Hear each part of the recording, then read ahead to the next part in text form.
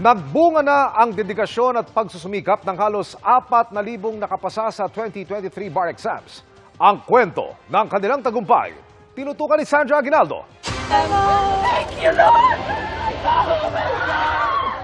Sa gitna ng pagbuhos ng luha sa labas ng Korte Suprema, agaw pansin ang pagbubunyi ng ginang na ito. Siya ang 62 anyos na si Rosula Domingo Calacala, pero hindi niya anak o kaanak ang pumasa sa bar, kundi siya mismo.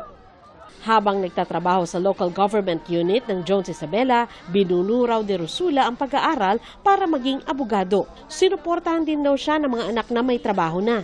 Marami ng senior citizen ang hindi marunong sa technology.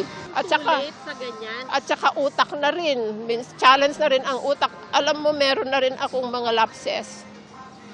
Pero I made it. If I can make it, why not others?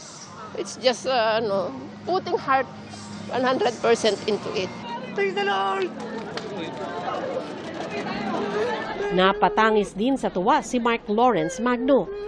Masaya po ako kasi para sa bagay ng buhay ng anak ko. At Don de la Chica, na-surprise daw ang pagpasa sa inang domestic helper sa Italy. Ma, may surprise ako.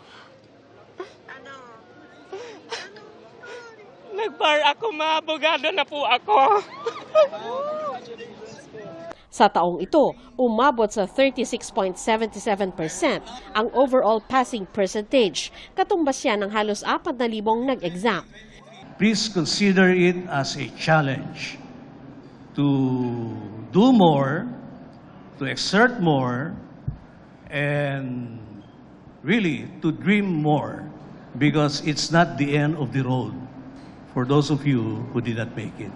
Sa mahigit 10,000 namang kumuha ng bar, nanguna si Ephraim Porcion Colabie ng UST na nasorpresa raw sa resulta ng exam.